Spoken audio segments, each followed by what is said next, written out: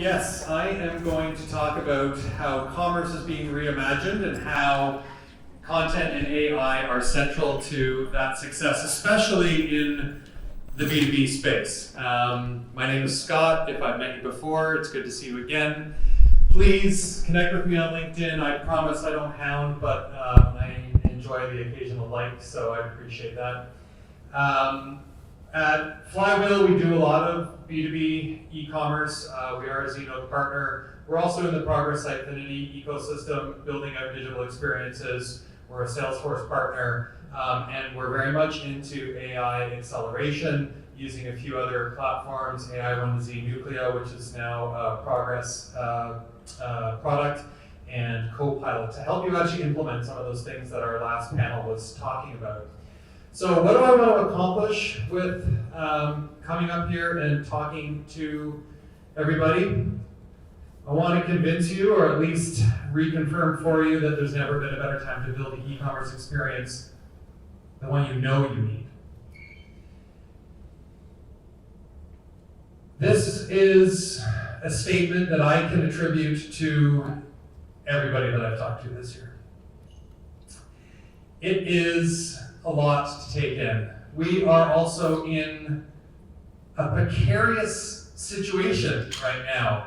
In our businesses, in the world, we're kind of constantly being knocked off balance, and then we pick ourselves back up and we get the confidence back and we think we know where we are, only for something to knock us over again. There's a lot of that happening in the world, in our ecosystems, in our businesses today.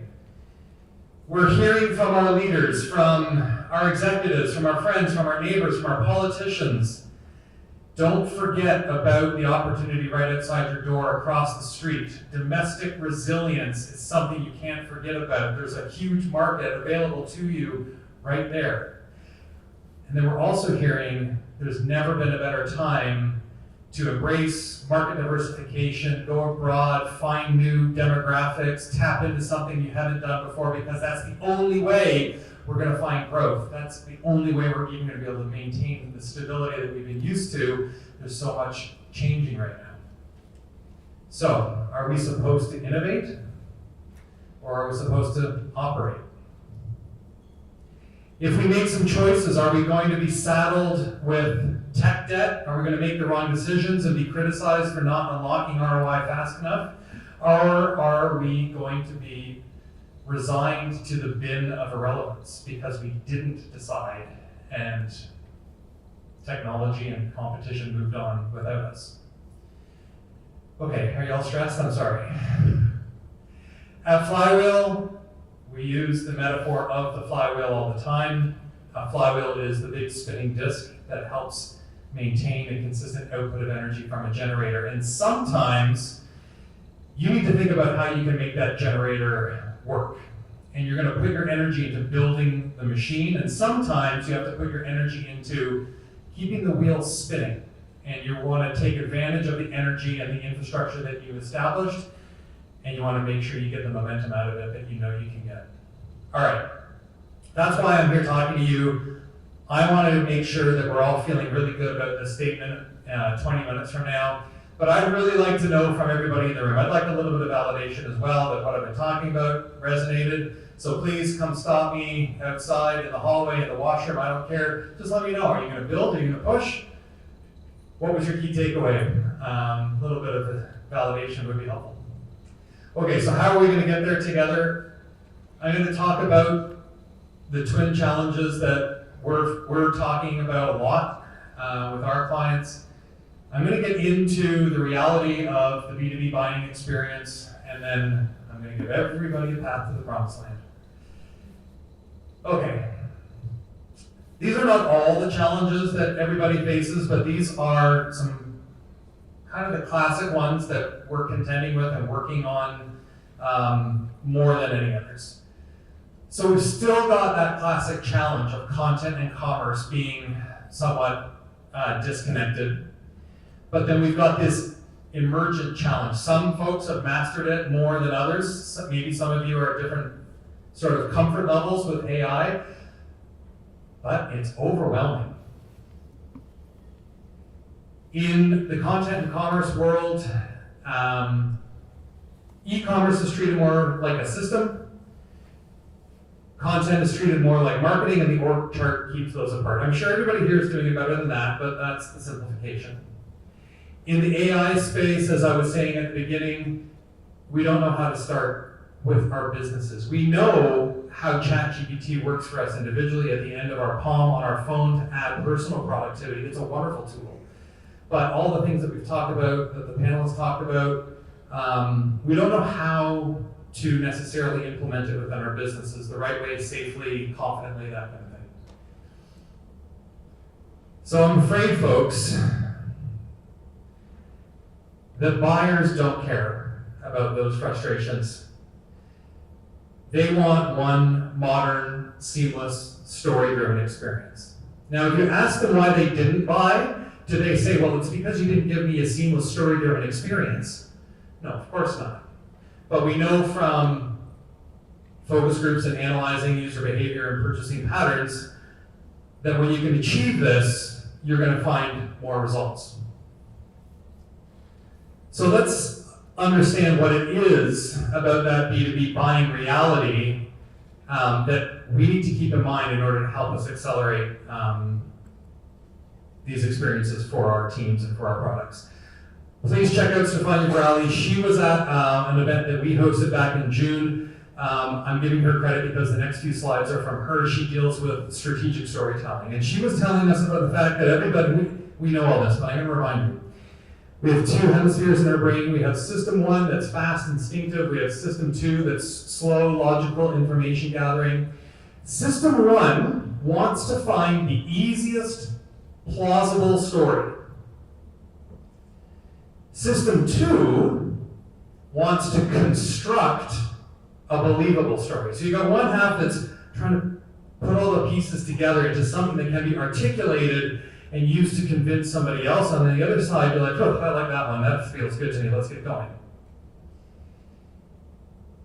In the B2B evaluation journey, 70% of the decision gets made in the selection phase and 30% gets made in the validation phase. These are stats from 6 Sense. When you're selling to somebody, that buyer on the other side of the table can be exposed to up to 800 touch points, not from you, but from the entire consideration set that they're talking to. So your job is to find them at the right time to be able to talk to them and convince them. Well, actually, it's not really about convincing. That's the key insight here. 81% of buyers choose the front runner they had selected, they had identified in the selection phase. Whoa, really? I can't convince them? No. You got 20% of the room there to do that.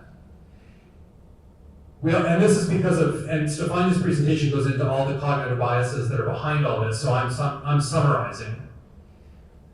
Folks, we want to take the clearest path so you don't change your mind, and we convince you that what you already knew is right. So your job, selling to a B2B buying team, is to make it efficient and risk-averse so they can get to the completion of the task. So you got to find the opportunity to deliver your story, your narrative, in a way that supports the bias that already existed. A few other details from the B2B buying process that we are familiar with, but I will reiterate. 91% of the time when you enter a sales meeting, your prospect is already familiar with who you are. That's good. You're doing all the right things. Our content is working. Our brand reputation precedes us. The marketing engine is turning over.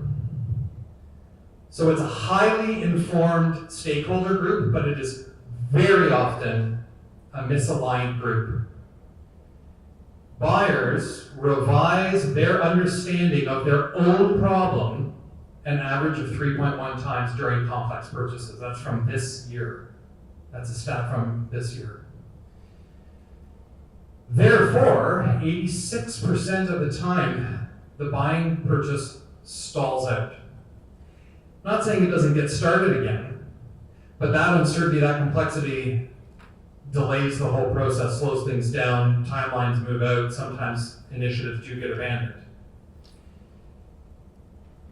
And 81% of the time, buyers express dissatisfaction with who they ended up choosing.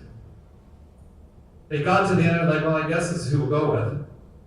Maybe it was the right choice, but for some reason, that system one hasn't kicked in and said, yeah, I like that.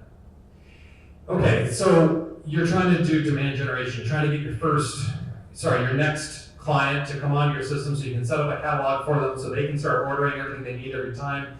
And then you're still in a buying process because now you've got to talk to that procurement person, that order management person. It's more of an individual relationship now. You're dealing with orders, renewals, upgrades, what have you. It's personal. It doesn't change. The complexity isn't eliminated. It just gets more personal. And so we know that we want to provide self-serve options for that. 75% of buyers prefer a rep-free sales experience, but self-serve purchases lead to more regret. Whoa. So we've got a lot of challenges in front of us. We've got misalignment, information gaps, group fragmentation, complexity, skepticism, and buyer's remorse. So if your buyers are feeling overwhelmed, it's no wonder that you are too. Trying to satisfy this, trying to message to them, trying to curate your digital experiences and your overall messaging. All right, here's the promised land, folks. There's a QR code here. We also have some handouts at our booth.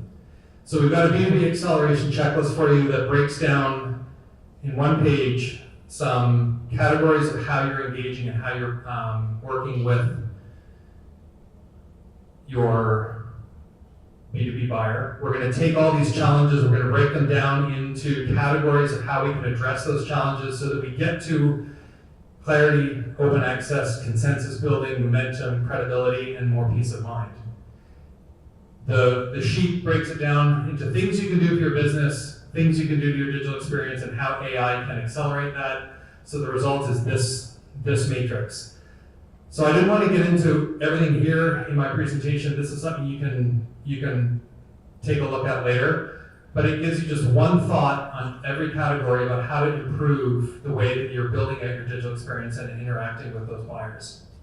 Because I want to get into more specifics about AI and how that can be leveraged as a tool for acceleration here. So we know that AI is good at a lot of things. Here's the list. This is not a comprehensive list. In the B2B e-commerce space, it's really good at product comparison, search, and product recommendations. We're, to echo what somebody else said, seeing a lot of success in deflecting those tier 1 support conversations. So, mixing metaphors here, thank you AI. I was like, well, I'm Canadian, so we skate faster than the bear that's chasing us. Can you skate faster than AI in order to get ahead of this and master? Well, as the metaphor goes, you don't need to. You just need to outpace your competition. I don't know why AI put people skating in running clothes. Also at our recent event, we had Scott Brinker. He's a great influencer, thinker in MarTech to follow. And he was talking to us about how about Moore's Law and how the pace of technology is exponential. And he reminded us that technology has always moved faster than organizations because organizations are people. And those of us who can be more strategic and simultaneously agile are the ones that are going to gain competitive advantage. So you don't need to outrun the bear, you just need to be more nimble and a little bit more thoughtful and a little bit more precise about what you're doing in your organization. Okay, great, but it's still a freaking huge goal I'm trying to get to. Work the problem, folks. Keep your eye on the prize, take it one step at a time. This is Gartner's maturity model. They have different ones for different technologies. I quickly found this one. You've probably seen it before. They have variations of this based on what it is you're trying to implement, but this is the idea. And a lot of organizations are all about strategy. Yeah, we're tackling AI, we struck a committee, so somebody over there is gonna let me know how we're doing AI. And when they do, don't worry, there's gonna be lots of agility. At the campaign level, I get to choose if it's gonna be red or blue. So we all need to think differently. We all need to put strategy at the center of what we're doing and think in a more agile fashion, in a more discrete way. We need to iterate through that strategy and experimentation phase faster. It's not this quarter we came up with a strategy. Strategy needs to guide overall, but we need to give a little bit more flexibility within our organizations to accommodate strategically led agility. When we're rolling out an AI chatbot, an AI web assistant for our customers and our clients, we start with something very digestible, giving that assistant a general awareness, then we'll ladder up into letting it do product comparisons, then we'll get into customer-specific data that the AI assistant has access to, and then we'll get into workflow automation and allowing the AI assistant to actually place orders and whatnot. So that's the maturity model that we use when we're starting the process and we're looking at how do we just get general information going, and then we layer in further from there. Once you see the results and evaluate it and decide that that's worth doing. Not an e-commerce scenario like most of the people in this room, but somebody that's embraced the technology nevertheless. Tourism Berry has a section of their website for people that are organizing sports tournaments. So maybe you're a team manager or you're a sports organizer. You got a lot to figure out. You need venues, you need entertainment, you need meals, you need accommodation, you need transportation. And so the task was previously very manual. I got to research all this, I got to take some notes, I got to make some calls, narrow it down. And the AI assistant now has all that information for you and it can simplify that task.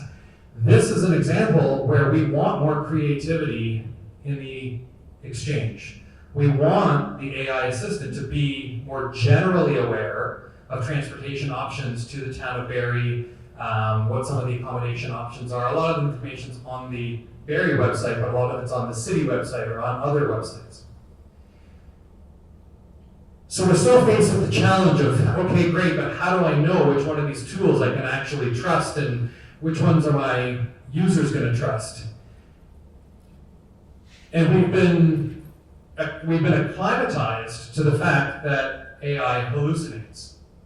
And leaders like you all know this, but we're not quite certain how to mitigate for that.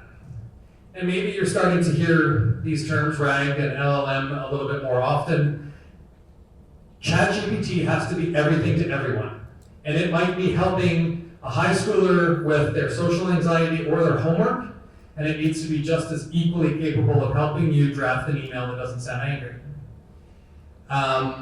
Versus RAG, retrieval augmented generation, which is more of a siloed AI. It's the same technology, it's the same neural networks, it's the same algorithms working on top of just your data, as well as having access to the LLM. So the most successful implementations right now blend a RAG system with an LLM. And they use error correction inside your own ecosystem.